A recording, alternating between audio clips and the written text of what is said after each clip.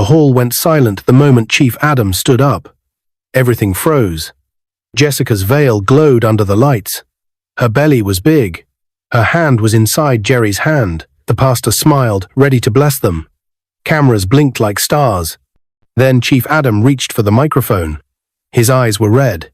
His voice shook the room. "This wedding cannot go on." Guests gasped.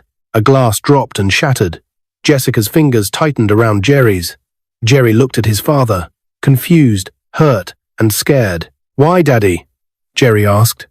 Chief Adam swallowed hard. He pointed at Jessica's chest, where the off-shoulder lace showed a small curved birthmark. "Because she is my daughter. Jerry, she is your missing twin sister." The music died.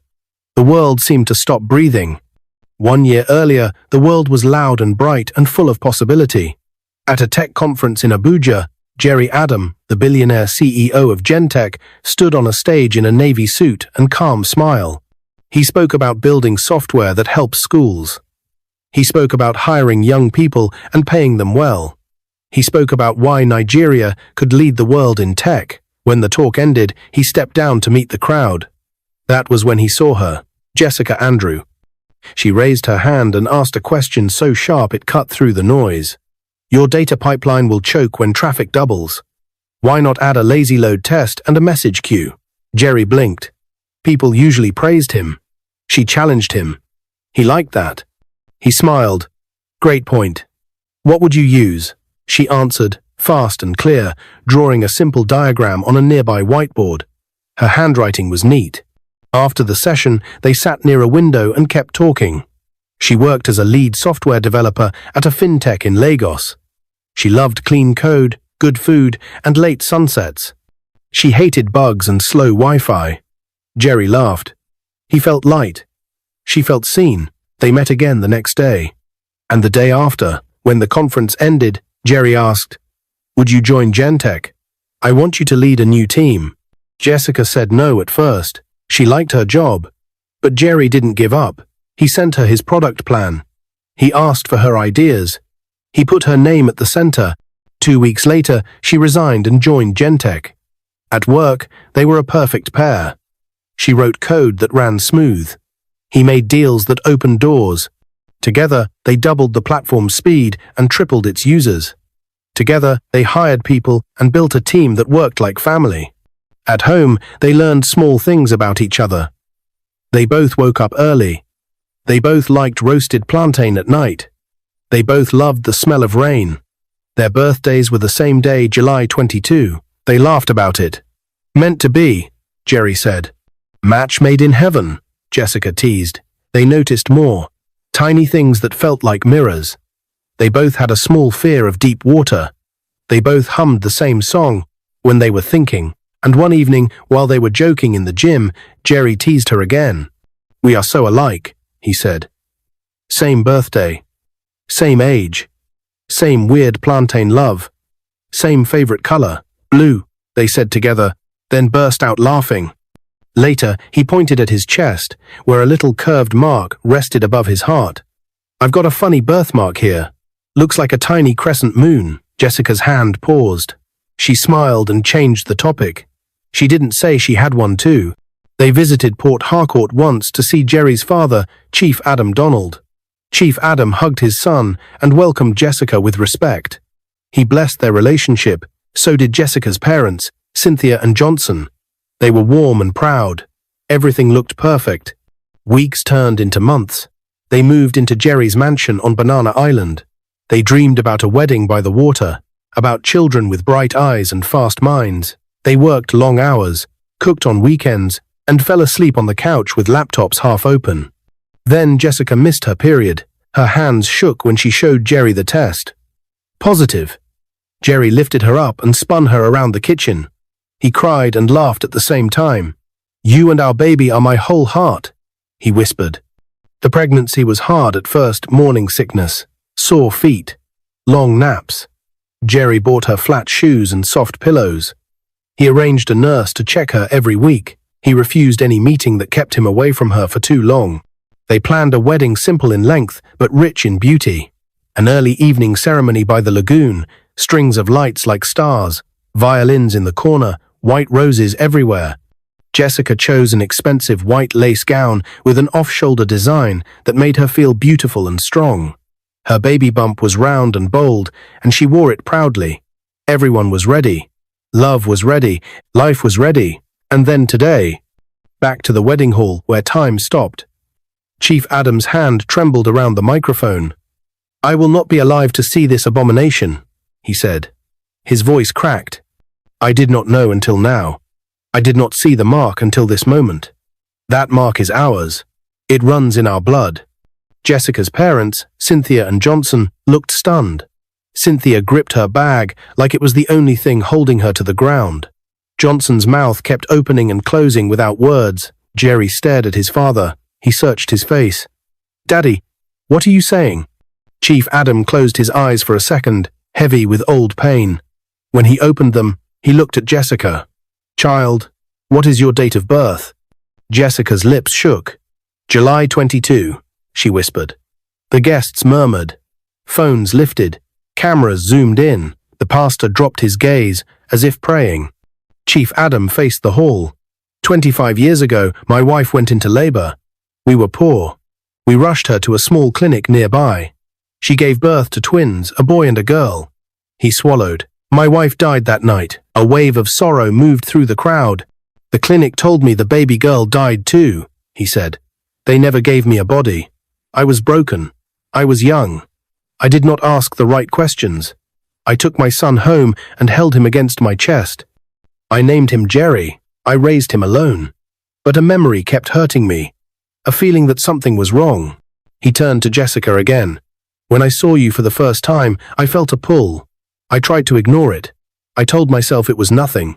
But when your gown showed that mark, our family mark, I became sure. Jerry's voice was faint. The crescent moon. Chief Adam nodded. Jerry, show them. With shaking hands, Jerry loosened a button and revealed the small crescent birthmark above his heart. A cameraman zoomed. People stood on their toes. The hall seemed to lean forward. All eyes swung to Jessica. Slowly, as if moving through water, she placed a hand on her chest. The lace trembled. Tears filled her eyes. The same crescent moon, soft and curved, rested on her skin in the exact same place. A sound went through the room, half gasp, half cry. Cynthia stumbled back into her chair. Johnson covered his face. Chief Adam raised an envelope. I took a strand of your hair days ago when my heart began to fear. I sent it for a DNA test. The result came in minutes before the ceremony. He lifted the paper out. It shook between his fingers. I did not want this, but truth must be spoken. He looked at the pastor. We cannot continue. Jessica's bouquet slipped. Flowers scattered across the floor like fallen stars. She turned to Jerry with a face full of pain and rain. Tears ran down her cheeks. She reached for him, fingers open, desperate. One hand held her belly as if shielding the baby from the storm. Please don't leave me, she said. Her voice broke. Jerry, remember how far we have come. I don't care who we are. You are my husband. You are the father of my child. Please, don't leave me. The room held its breath. Jerry's chest heaved. He looked at his father. He looked at Jessica. He looked at the baby bump that held his future. The paper in Chief Adam's hand rustled like thunder. Daddy, is this true? He whispered. Chief Adam's lips parted to read the result. And then, the main door opened, and a loud voice from the back shouted, Stop this wedding now! The whole hall turned as a man in a white kaftan hurried down the aisle, and the microphone slipped in Chief Adam's hand. The man in the white kaftan moved fast, his leather slippers slapping against the marble floor. His face was tight with urgency, his eyes scanning the stage as if afraid he was already too late. Jessica's hands gripped Jerry's arm like it was the only thing keeping her upright. Jerry's heart thudded so loud he thought the microphones might pick it up. Chief Adam stood still, his gaze locked on the stranger. The man reached the altar, breathing heavily. A hush fell over the hall again. Even the children in the back stopped whispering. Chief Adam, the man said, voice shaking. I have been looking for you for years. My name is Musa Ibrahim, and I was the nurse on duty the night your twins were born. A wave of murmurs rippled through the crowd. Cameras swung toward him. Some guests leaned forward in their seats, hungry for whatever he was about to say. Chief Adam's brows furrowed. You were there? The night my wife died? Musa nodded, his face shadowed by guilt. I was young then, but I have carried this secret all my life. That night, what happened to your baby girl was not an accident. She was not stillborn, Chief. She was taken. Jessica's knees buckled slightly. Jerry caught her, holding her steady. Taken? By who? He demanded. Musa glanced at the guests, then lowered his voice, though the microphone still carried every word. By a woman who worked in the maternity ward, a woman named Stella. She had been paid by a desperate couple to steal a healthy baby and pass it off as theirs. The couple was told you were poor, that you wouldn't be able to fight back. Gasps filled the hall. Cynthia and Johnson froze, their faces draining of color. Chief Adam's voice hardened. Who paid her? Musa's eyes flicked to Jessica's parents. They are sitting right here. Every head turned toward Cynthia and Johnson. Cynthia gripped her handbag tighter, her lips trembling. Johnson looked down at the floor. I didn't know she would be from you, Johnson muttered. We thought it was an arrangement. We were childless for 10 years, Chief. My wife's friend worked at the clinic. She said a poor woman would be delivering twins and one would be given to us. She said the girl's mother had agreed. I never knew. Your wife had died, or that you were the father. The words cracked something inside Jessica. She looked from her parents to Chief Adam, her lips quivering, her eyes wide. So, all my life, I've been living a lie. Cynthia's voice broke as she tried to defend herself. Jessica, you were our only joy. We raised you as our own, but I was never yours. Jessica's voice was raw. You took me from my family, from my brother. The weight of the revelation pressed down on everyone.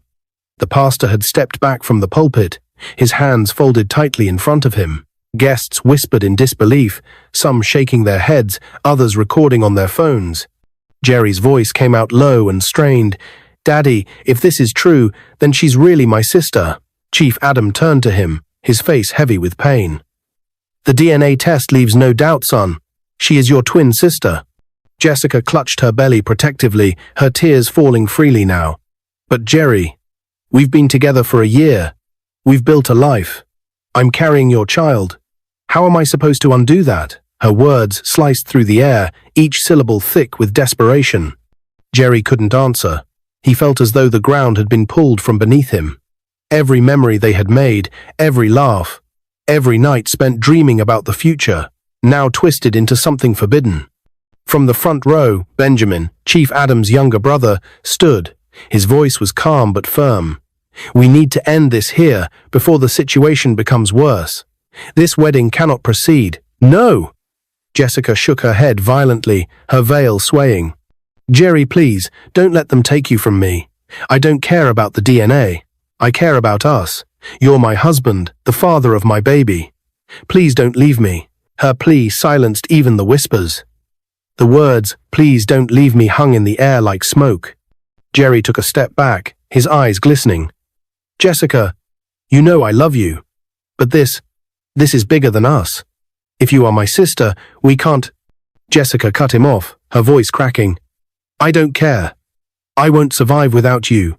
You are all I have. Cynthia, unable to hold it in any longer, fell to her knees before Chief Adam. Please, Chief, don't take her from us completely. We made a mistake, but we loved her. We didn't harm her. We raised her well. Chief Adam's face was stone. You stole from me. You stole my daughter.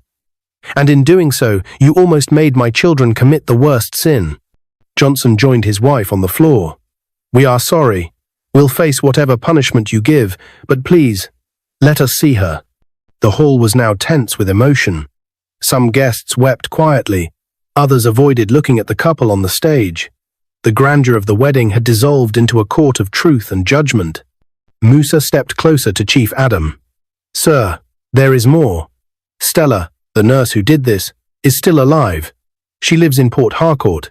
If you want, I can take you to her. Chief Adam's eyes narrowed. We will find her, and she will answer for what she did. Jerry's grip on Jessica loosened. The reality was settling in, brick by brick, heavy and cold.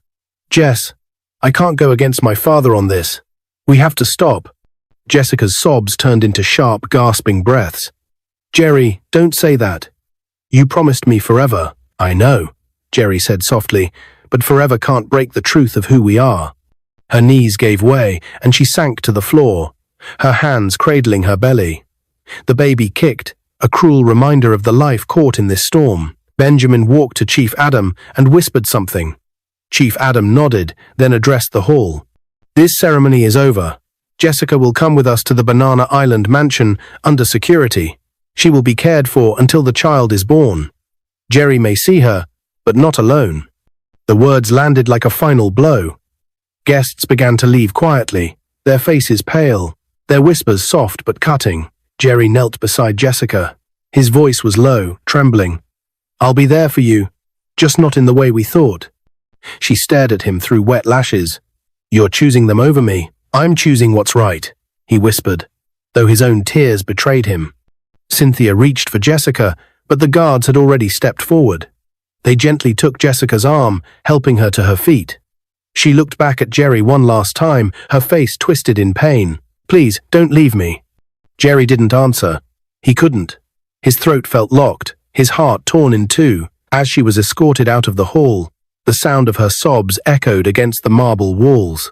Jerry stood frozen, his hands hanging at his sides, the weight of the day pressing him down.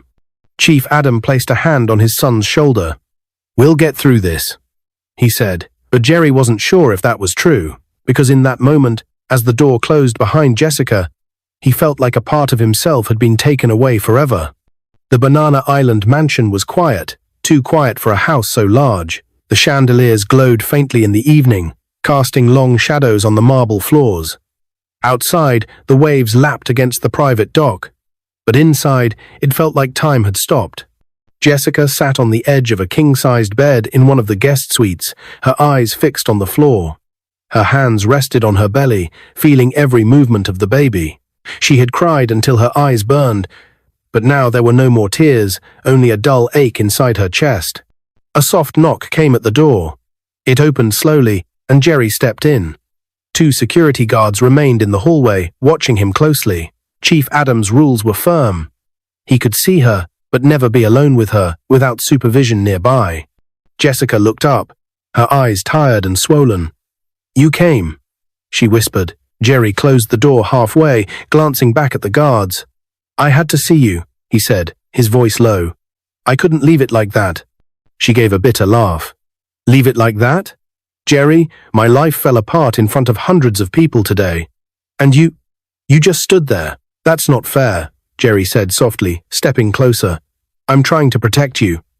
"Protect us." Her head shook slowly. "Protect us? Or protect the image of your perfect family?" The words stung, but Jerry didn't argue. He sat on the armchair beside the bed, leaning forward with his elbows on his knees. "Jess, I've been thinking about everything. The DNA, my father's words, the nurse's confession. It all lines up. It's the truth. And as much as it hurts, we can't ignore it." She turned her face away, staring at the wall. "The truth? The truth is I love you. The truth is we built a life together. The truth is I'm carrying your child. That's my truth." Jerry swallowed hard, his throat tightening. "And my truth is, you're my sister." Her body flinched at the word. "Don't say that. It's what the facts say," Jerry replied. "Jess, if we pretend otherwise, we'll be living in denial. It'll destroy us." She looked back at him with eyes full of pain. "It's already destroying me." The silence between them grew heavy. Outside the door, the guards shifted their weight, the faint creak of leather shoes the only sound. Finally, Jessica's voice broke the stillness. "When I was little, I used to dream about meeting my real parents. I used to wonder if they were kind, if they would be proud of me. Now I find out my real father has been in my life all along, and I didn't even know. And the man I love, the father of my baby, is my twin brother. How am I supposed to live with that?" Jerry didn't have an answer. He wanted to take her in his arms, to tell her they would figure it out. But the truth was a wall he couldn't climb over. Just then, the door opened again. Chief Adam stepped inside, his presence filling the room. "Jerry, I need a word with Jessica," he said. His tone was firm but not unkind. Jerry hesitated, glancing at Jessica. But she didn't meet his eyes. He rose and stepped out, closing the door behind him. Chief Adams sat where Jerry had been, studying Jessica carefully. "Child," he began, "I know this is hard. Harder than anything you've faced before. But you must understand what happened to you was not your fault. You were a victim of something evil." Jessica's voice was flat. "So what now? You keep me locked here until I give birth?"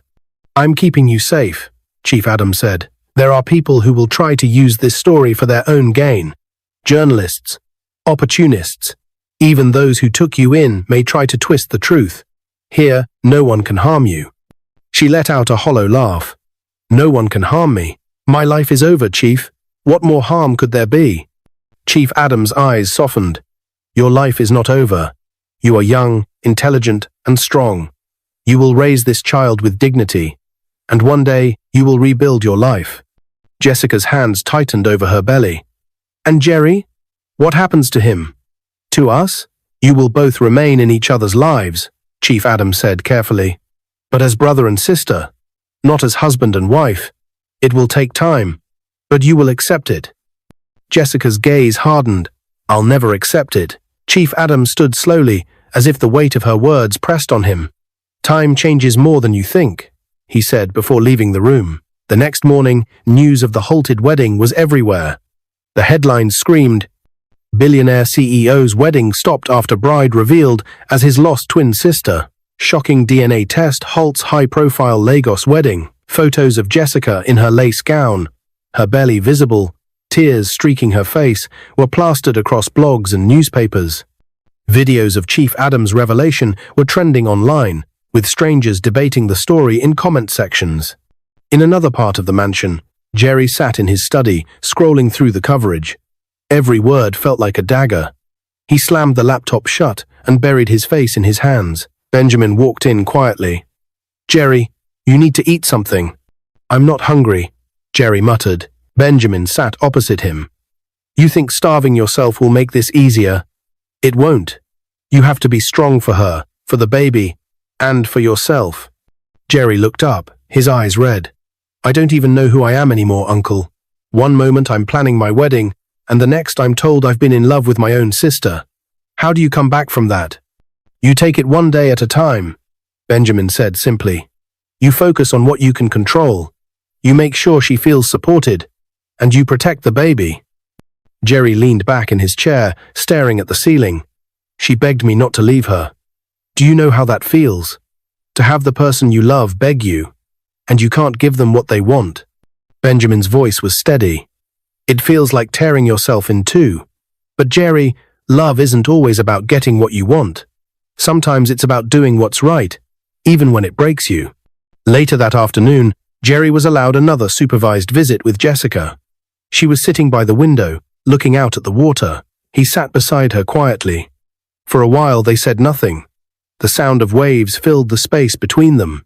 Finally, Jessica spoke without turning her head. "Do you think we'll ever be okay?" Jerry hesitated, then answered honestly, "I think we'll survive. And maybe, one day, that will be enough." She closed her eyes, a tear slipping down her cheek. "I don't want to just survive." "I know," Jerry whispered.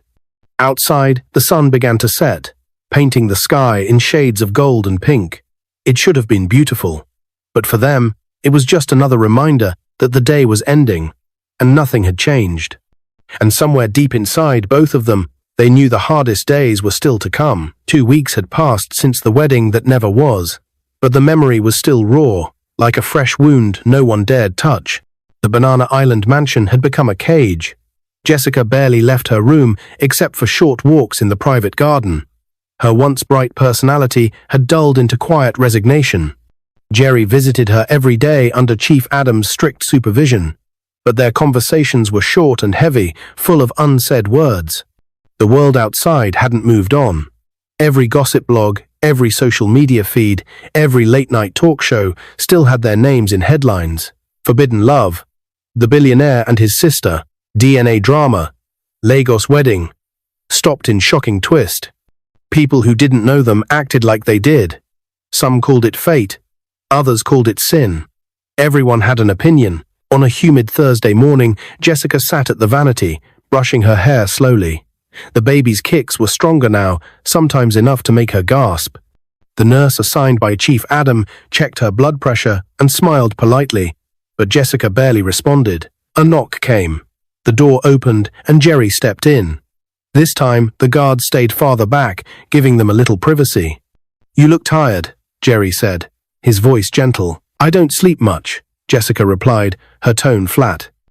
He sat in the chair beside the vanity. "Jess, I know this isn't how you wanted things to be. It's not how I wanted it either. But you have to take care of yourself for the baby." Her eyes met his in the mirror. "And what about after the baby comes, Jerry? What happens to me then? I just sit here while you move on with your life." Jerry hesitated. "You'll have your life too. It will just look different." Her lips trembled, but she swallowed back the tears. "Different? Different like you finding someone else to love? Different like me, having to watch you get married to another woman while I pretend it doesn't kill me?" "Jess, no," she cut in sharply, turning to face him fully. "You don't get to Jess's me. We were building a future together. You put this ring on my finger." She held up her hand, the engagement ring still glinting. "And now, because of some paper and a story from 25 years ago, you're telling me it's over." Jerry's voice was quiet but firm. "It's not just a story. It's the truth. And if we ignore it, we destroy ourselves." Her eyes hardened. "You've already destroyed me." That afternoon, in the downstairs study, Chief Adam was meeting with his lawyer. Benjamin sat nearby, listening quietly. "We've filed the petition against Cynthia and Johnson," the lawyer said. "They'll be summoned to court within the week. The charge is unlawful possession and concealment of a child. If convicted, they could face prison." Benjamin frowned. "Adam, are you sure about this?" They raised Jessica. Wrong as it was, they loved her. "They loved her on a lie," Chief Adam said coldly. "And if I let them walk away without consequence, it tells the world they could steal a child and keep her without justice." "Justice?" Benjamin asked. "Or revenge?" Chief Adam's jaw tightened. "It's both." That evening, Jessica was escorted downstairs to join Jerry and Chief Adam for dinner. It was the first time in days she had eaten at the same table as them. The chef served a goosey soup and pounded yam, but Jessica barely touched her plate. The silence was heavy until Chief Adam spoke. "I met with the lawyer today," he said. "The case against Cynthia and Johnson will proceed. They will answer for what they did." Jessica's head snapped up. "You're taking them to court?" "Yes." Chief Adam said simply. "You can't do that," she said, her voice trembling. "They're my parents. They are not your parents," Chief Adam interrupted. "They are thieves who stole you from me." Jessica's voice rose. "They may not have given me life, but they gave me love. You can't just erase that. They lied to you for 25 years, Chief Adam said, his tone hard. "And you're defending them?" "I'm defending the people who raised me," she said fiercely. "The people who stayed up with me when I was sick. The people who taught me how to read and write. The people who were there when I had no one else." Chief Adam's face darkened. "I am your father. My blood runs in your veins. And as long as you live under my roof, you will accept my decisions." Jessica's eyes filled with tears, but her voice was steady. "Then maybe I shouldn't live under your roof." Jerry tensed. "Jess, no," she said sharply, pushing her chair back. "I won't sit here and watch you destroy the only family I've ever known. You already took Jerry from me. You won't take them too." Before anyone could respond, she stood and walked out, her footsteps echoing against the marble. Later that night, Jerry found her in the garden, sitting on a bench under the palm trees. The air was heavy with the scent of hibiscus. "You can't leave," Jerry said quietly, taking a seat beside her. "You are 8 months pregnant. Where would you go?" "I don't know," she admitted, staring at the ground. "But I know I can't stay here if it means watching my father send my parents to prison." "They're not your parents," Jerry said softly. "They are," she whispered. "They're the only parents I remember." "Blood doesn't erase memories, Jerry." He sighed. "Jess, I'm stuck between both sides. I love my father, but I don't want you hurt. If I could fix this, I would." She turned to him, her eyes glistening. "Then help me. Convince him to drop the case. For me. For the baby." Jerry hesitated, torn. I'll try, he said finally. The next day, Jerry went to Chief Adam's office. Daddy, please, reconsider the case against Cynthia and Johnson. They've already lost her. Isn't that punishment enough? Chief Adam leaned back in his chair. You're speaking with your heart, not your head.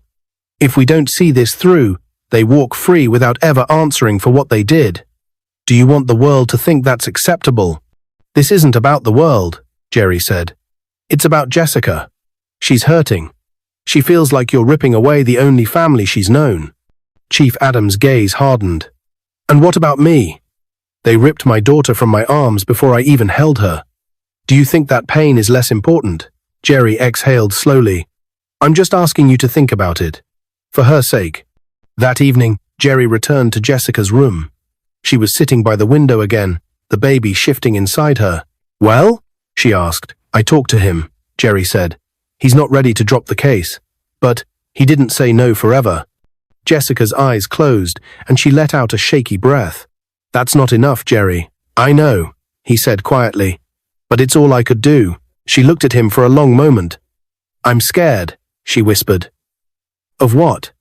That when this baby is born, I'll lose everything. You, them. Jerry reached for her hand, squeezing it gently. You won't lose me. Not completely.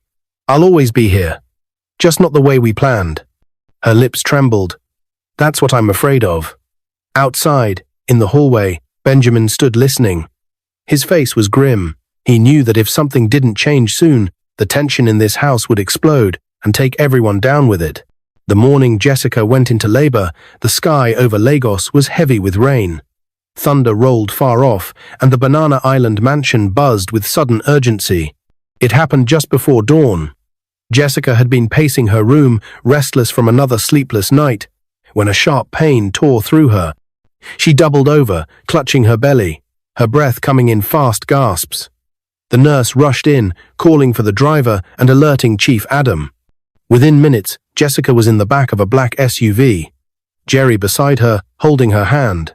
She gripped him so tightly his knuckles ached, but he didn't let go. You're doing great, Jess, Jerry whispered, his voice steady despite the storm inside him. We're almost there. By the time they reached one of the best hospitals in Lagos, the rain had started to pour, drumming hard against the roof. Doctors and nurses moved quickly, wheeling Jessica into the delivery room. Jerry stayed outside, pacing the corridor like a caged animal. Chief Adam arrived not long after, his umbrella dripping water, his face tight with worry. He stood beside Jerry, silent for a moment before speaking. No matter what's happened between us, Chief Adam said quietly, today is about her, and the baby. Jerry nodded, too choked to speak. Hours passed. The rain eased. Then the cry came. A sharp, strong newborn cry that cut through the hospital's quiet hum. Jerry's head snapped up, his heart pounding. A nurse emerged, smiling. Congratulations, it's a boy. Jerry and Chief Adam followed her into the room, where Jessica lay pale but glowing, a tiny bundle cradled in her arms. She looked up at Jerry, her eyes full of exhaustion and something softer, something fragile. Meet Nicholas, she whispered. Jerry stepped closer, looking down at the baby. Nicholas had a shock of dark hair, tiny fists curled tight, and the same crescent-shaped birthmark faintly visible near his collarbone. Jerry's throat closed. Chief Adam's voice was thick when he said, "He's beautiful."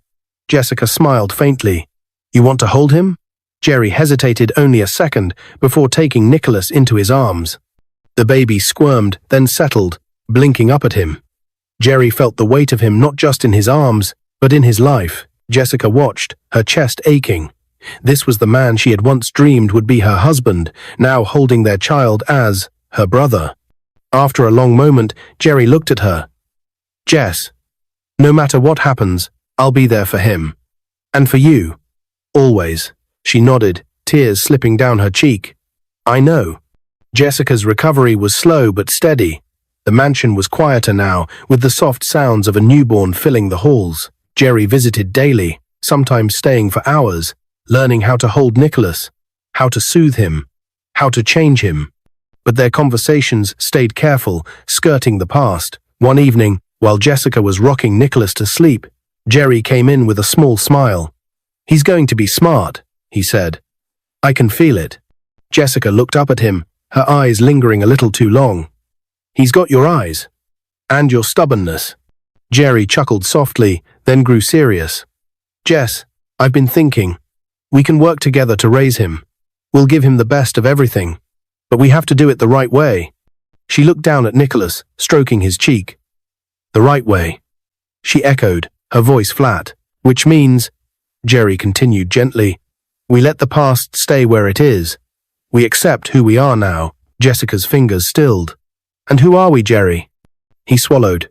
We're family. Just not the way we planned. Her lips trembled, but she didn't argue. Instead, she held Nicholas closer, breathing in his baby scent like it was the only thing keeping her anchored. 3 years later, Nicholas stood in front of a cake covered in tiny planes, his eyes wide with excitement. He was obsessed with airplanes, already talking about becoming a pilot or an engineer. Jessica and Jerry stood side by side, clapping as he blew out the candles. In the crowd, Chief Adam watched them, his expression unreadable.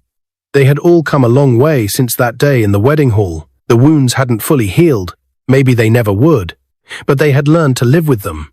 Still, every now and then, when Jessica caught Jerry looking at her just a little too long, or when his hand lingered on hers a moment too much, she wondered if the past was really gone, or just sleeping. And Jerry, though he never said it aloud, sometimes wondered too, because no matter how much time passed, one truth remained. Some bonds couldn't be broken, no matter how much the world said they should. The years had a way of softening sharp edges. Nicholas grew tall and curious, a boy who loved books about airplanes and spent hours sketching designs in his notebooks. Jessica threw herself into motherhood and her work at Gentech, where she and Jerry still ran the company side by side, but the old pain lingered, less like a wound, more like a scar. One evening, Nicholas was playing in the garden, chasing fireflies, when Jessica found Jerry sitting alone on the patio. He was watching the boy with a quiet smile. He looks like you when you were his age, Jessica said, sitting beside him. Jerry glanced at her. And he's got your determination. I can already see it. They sat in silence for a moment, the sound of Nicholas's laughter drifting through the air. Jess, Jerry said finally, his tone gentle. I need to tell you something. She turned to him, bracing herself. I met someone, he said. Her name's Olivia. She's an accountant for one of the oil companies. It's serious. Jessica's heart gave a small, unexpected ache. She forced a smile. That's good. I'm happy for you. I wanted you to hear it from me, Jerry continued. You've been more than my sister. You've been my best friend. I don't ever want you to feel like I'm leaving you behind. Jessica swallowed hard. You're not. You've given me more than you know, Jerry. And maybe it's time for both of us to start new chapters. She hesitated, then added, There's someone I've been talking to too. Uche. He's a doctor. Jerry's brows lifted slightly, then he smiled. He'll have to be a good man to deserve you. They both laughed softly, the tension easing. Months later, they stood side by side again, but this time at a double wedding ceremony. Jerry and Olivia at one altar, Jessica and Uche at the other, Chief Adam beaming as he walked them both down the aisle. Nicholas carried the rings, proud and smiling, his small hands steady. When the vows were said and the cheers filled the air, Jessica caught Jerry's eye. There was no longing there now, only love, deep and unshakable, the kind that no scandal or truth could break. They had let go of what could never be, but held on to what mattered most. Family. And as the sun dipped low over Lagos, casting the world in gold, Jessica knew finally that this was the ending she hadn't imagined, but the one she could live with. If you enjoyed this story, comment, share, and subscribe to our channel for more interesting stories.